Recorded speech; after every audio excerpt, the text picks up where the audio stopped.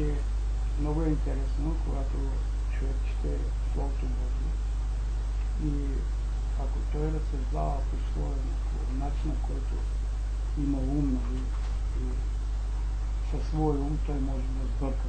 Значи, когато ние имаме Христови ум, тогава ние можем да разбираме писанията и да ги разтълкуваме правилно. Обаче тълкованието пак е един дар горе, който Бог дава тълкование. И то не е само когато човек иска, а тогава, когато Господ му даде. Тоест Бог определя някои хора да тълкуват писанията. Защо? Това е тайна. Не всички хора могат да тълкуват писанията.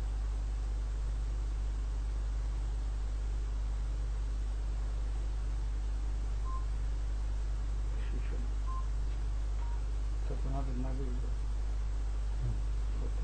Това не свичило. Свичило това.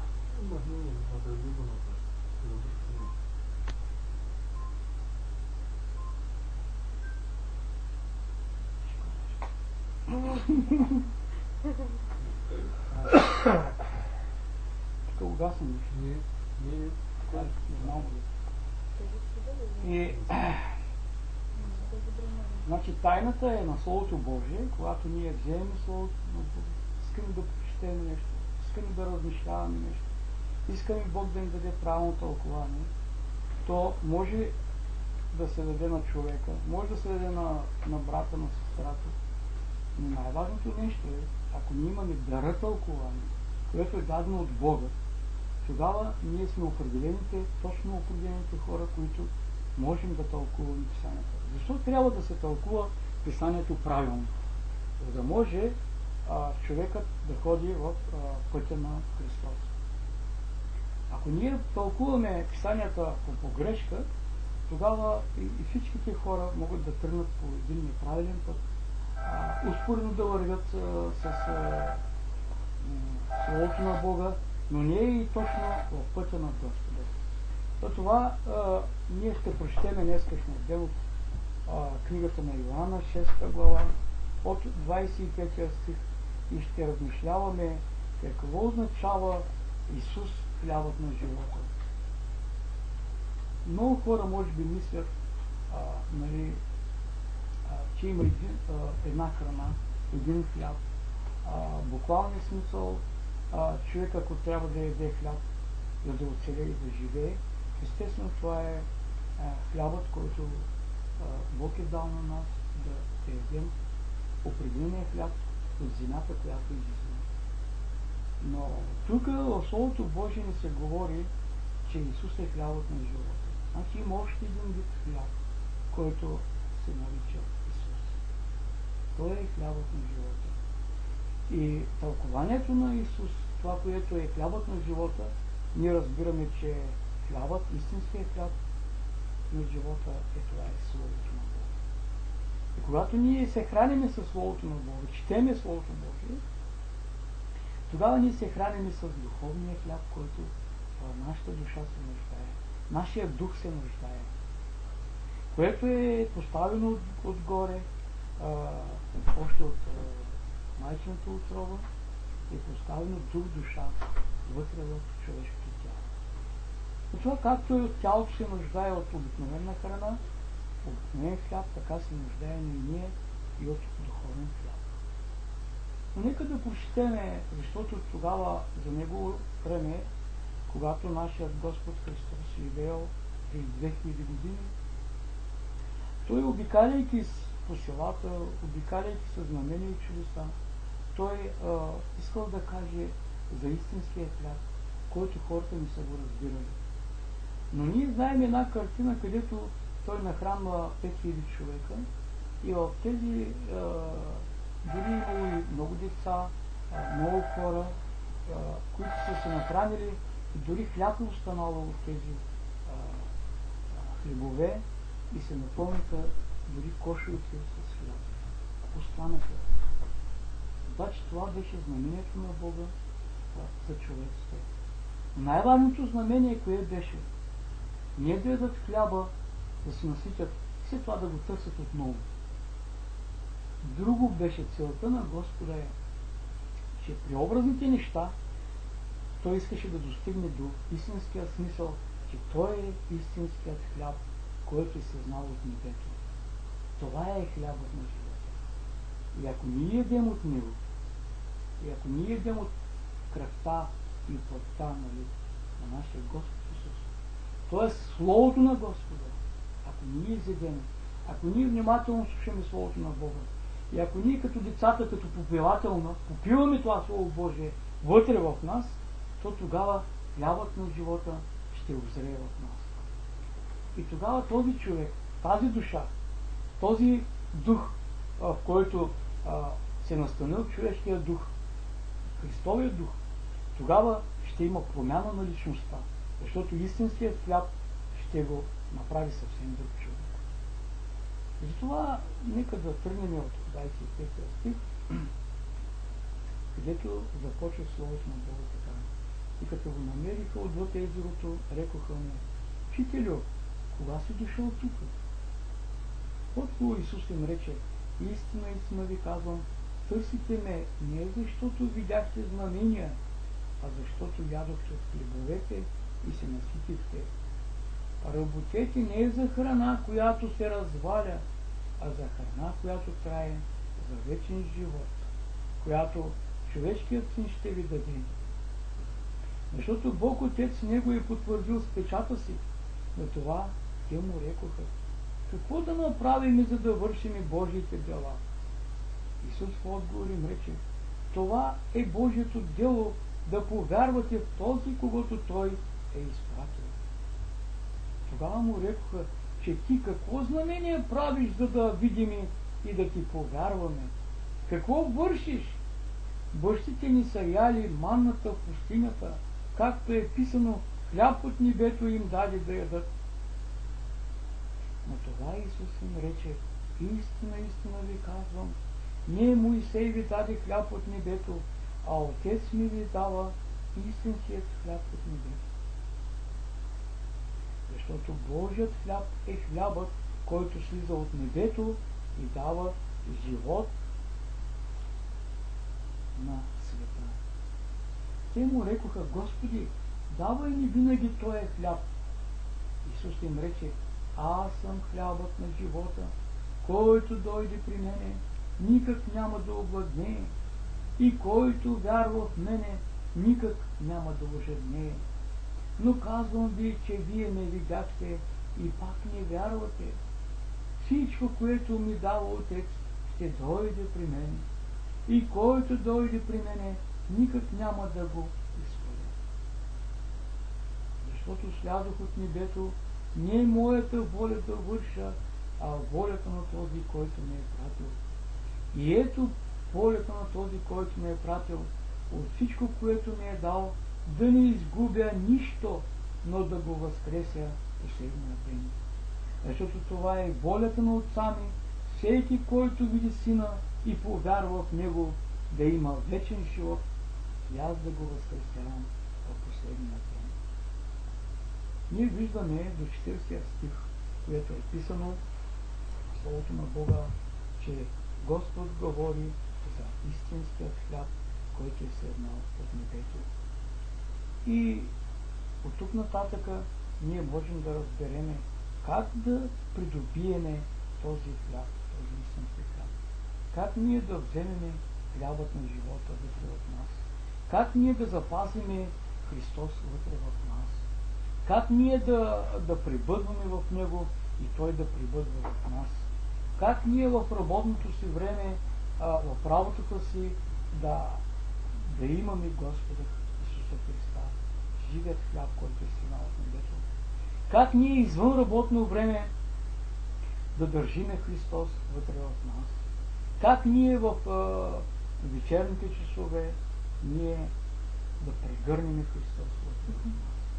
Как ние, любовта на Бога толкова е силна и когато тя дойде при нас, ние да можем да го задържиме. Понякога човек не знае как да задържи Христовата любов. Понякога с нашите думи, с нашите разсъждения, с нашите семейства, с нашите деца, ние губиме Христовата любов. Ние изпъждаме Христовата любов, защото не можем да разбереме, че Христос като че ли или живее в нас, или не живее. Човека винаги се съмнява. Но Христос живее в нас. Христос винаги живее в човека. В малък процент, в голям. Христос живее вътре в нас. Но ние понякога го виждаме, понякога го изгонваме, понякога го пъдиме от нашето присъствие. Понякога ние се гледаме само с собствените си работи. Понякога се излъгваме в работите, земните работи. Понякога ние се отлъчваме от Него. Понякога като че забравяме за Него, че Той живее в това тяло. И затова хората започват да употребяват своя акъл, своя ум, своя разум, свои разсъждения, свои тълкования и всичко друго, но Исус като че ли е заспал вътре в нас. Ние сме разрешили на нашия Господ да спи. Ние сме разрешили Христос да спи в нашата лодка. А лодката е това е човек. Преобразно това е човек. Но каквото и да е Христос, ни напуска лодката. Защото тая лодка, когато се движи по света, когато се движи по морето, когато се движи в света, навсякъде с хората, Той стои в лодката. Той не напуска. Той винаги е верен да бди за тебе. Той винаги е верен да ти помогне при нужда. Той винаги е с тебе, когато ти се тревожиш, когато ти се ядосваш, когато ти се нервираш, когато ти си болен, когато ти си здрав. Той винаги е с тебе и готов да подаде ръката си на теб и да те изпази от тая вода, която може да потънеш в този свят. Той е верен, ние сме неверни. Ние сме слабите, ние сме немощните, но Той е силният, Той е царят на царете, управител на управителите.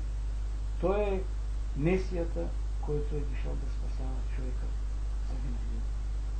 Затова Той е истинският хляб, който се преломва, който се дава, който преобразно правиме Господна вечеря. Ние правиме това с цел. Това преобразното, което вземаме хляба и виното, нека да помислиме за истинският хляб, който е Той. И ако ние с вяра можем да извоюваме, да се бориме с Господа, да го привлечеме колкото можем при нас, толкова по-добре ще бъде за нас. Тогава Той ще ни открива Писанието. Той ще ни открива буквата. Буквата убива, духът оживотворява. Духът ще ни помогне, за да бъдем живи. Но буквата, ако четеме, не разсъждавайки, не разбирайки по своему ум, не разсъждавайки по духът на Господа, ние ще умреме обязателно. Може да сме 20-30 години във вярата. Може 50 години да си във вярата. Но ти ако буквално четеш, буквата ще те убие това Слово Божие. То е толкова силно. Няма да можеш да изтърпиш. Но Духът ще ти открива тайните, Духът ще ти открива смисъла, Духът ще ти открива истинският хляб, който е съзнал от небето. Защото само Духът може да говори за Христос. Никой друг не познава Христос, освен Духът на Господа. Затова, приятели, които можете да слушате това Слово Божие, което ние прочетохме и продължаваме да разсъждаваме по него, колкото е възможно, прегърни Господа Исуса Христа. Колкото е възможно деня и нощта, прегърни любовта на Господа. Колкото е възможно, ти чети Словото на Бога, изяж Словото на Господа. Храни се със Словото на Бога. Не само човек ще живее с хляб, който ние го виждаме и се храним в плътта, но човек ще живее с всяко Слово Божие, което излиза от Божиите уста. И аз вярвам, че това Божие Слово е излязло от устата на нашия Бог Отец.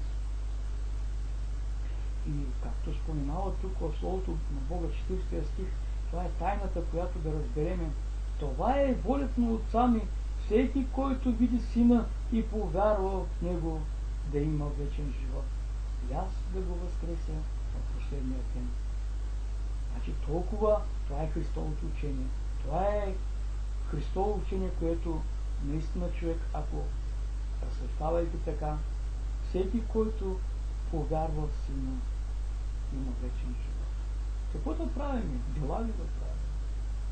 Или само да вярваме?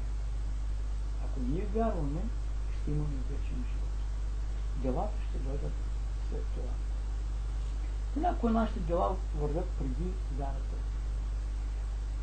Разсъждавайки така, тълкованието е, че някои хора, преди да познават Христос, вършат добри дела и изпращат делата, вървят пред Него, правят молитви, правят дарения, строят църкви, строят някакви чешми, други помагат на много бедни хора, други помагат на възрастни хора. Различни дела вършат хора. Но делото, което е свързано с Христос, човек, когато повярва в Христос, тогава делото е валидно. От тук нататъка ние разсъждаваме, както Исус казва, този човек има вечен живот, който е повярвал в Сина. И тогава Христос обещава на този човек, че той ще го възкресява последния ден. Много е интересно това, но дали си ти там в това негово намерение? Дали аз съм в това намерение? Може ли човек, когато вкуси любовта на Бога и един ден да се откаже от него?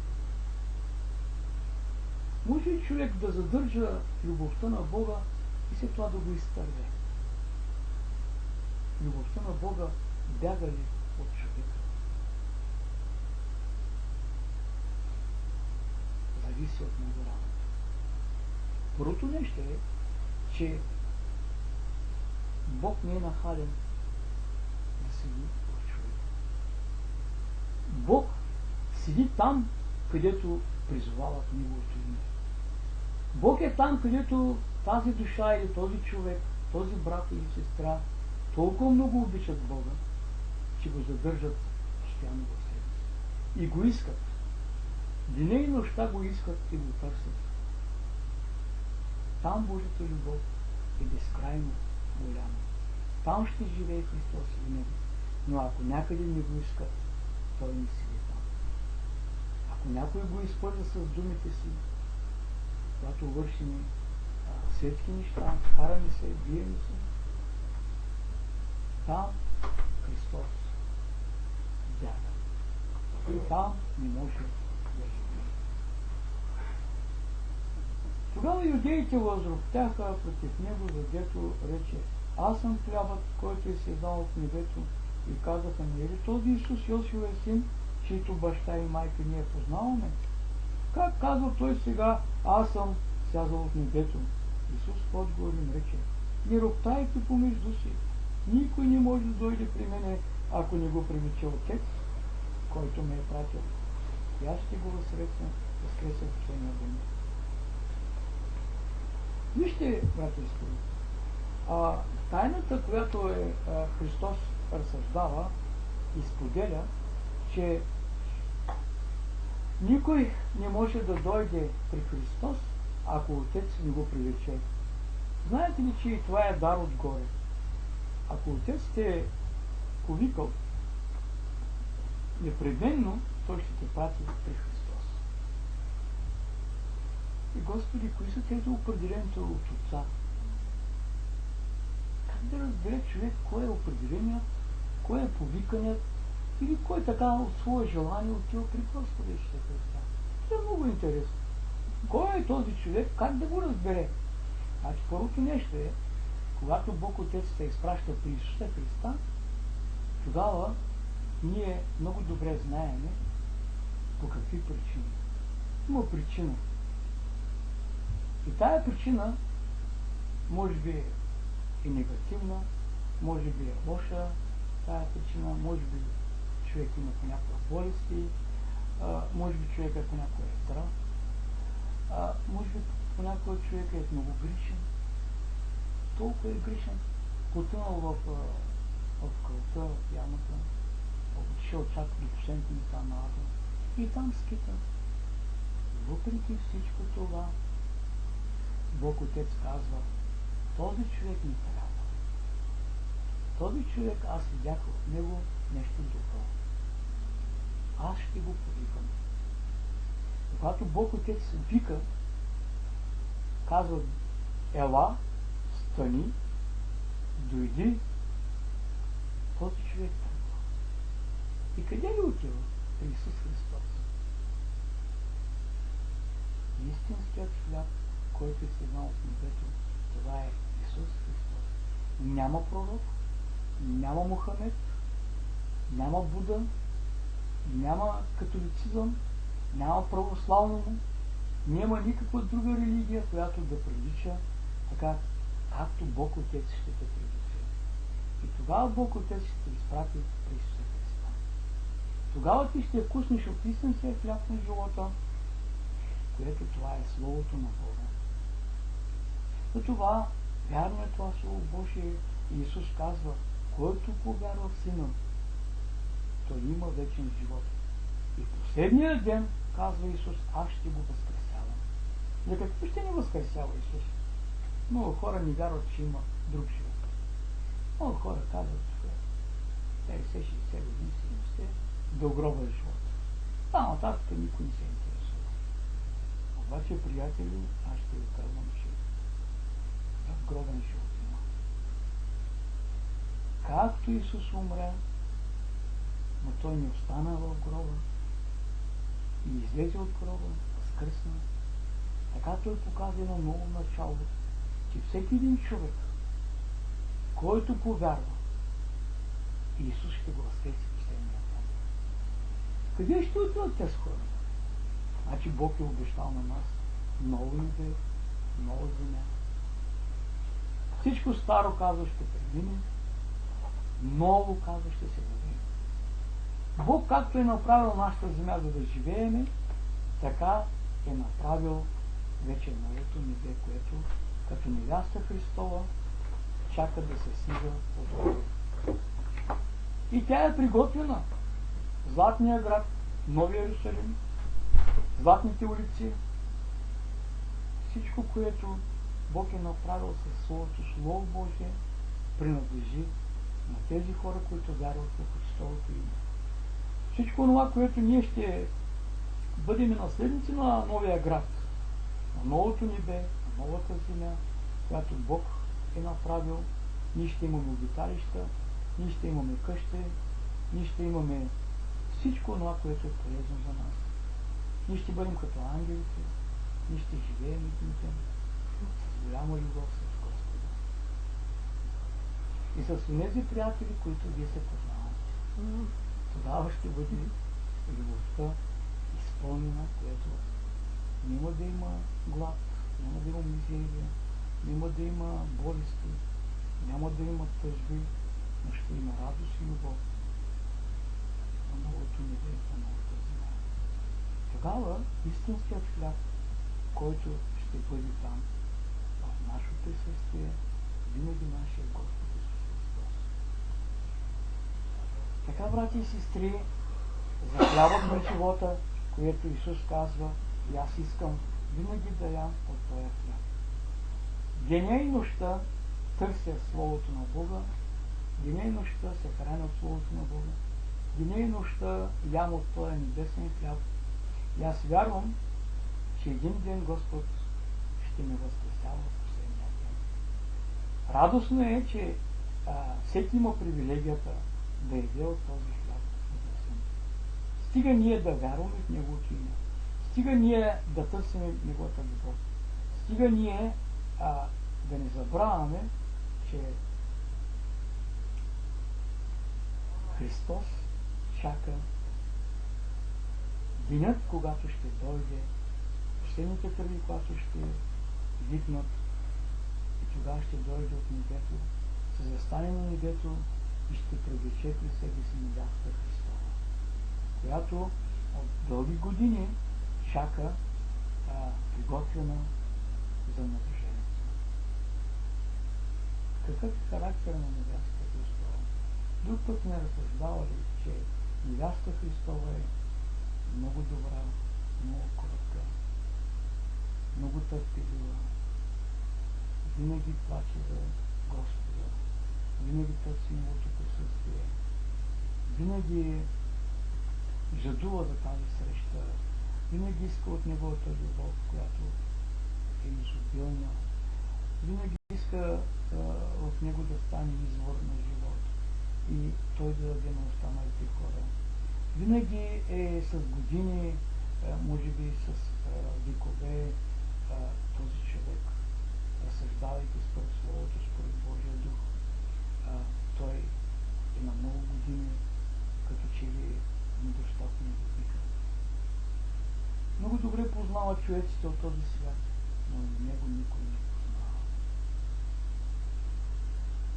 Духът Божий само открива нещата, по които Бог човека и в небесните места.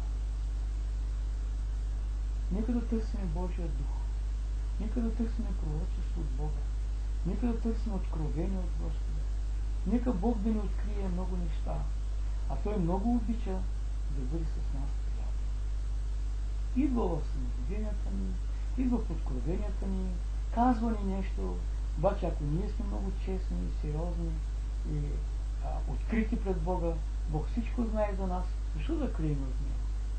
И ако ние обичаме, нека да казваме, обичаме. Но ако ние любим братята и сестрите си, ние изпълняваме Неговата заповед. Това е да изпълним Неговата заповед. Ако Него го обичаме, на земята ще го покажем на своите близки. Така е истинският хляб на живота. Това е Христос. Истинското Слово Божие. Това е Христос. Господната вечеря, която вземаме, това е Христос. Трябва да искаме да едеме, както 3 пъти едем за тялото, така и 3 пъти да се храним със Словото на Бога. Най-малко. Понякога, ако искаме повече да се храним, той по-близко ще се привържи към нас и от всичките ни вечери той ще ни гостува при нас.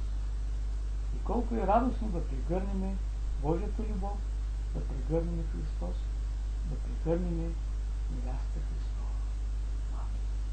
Амин.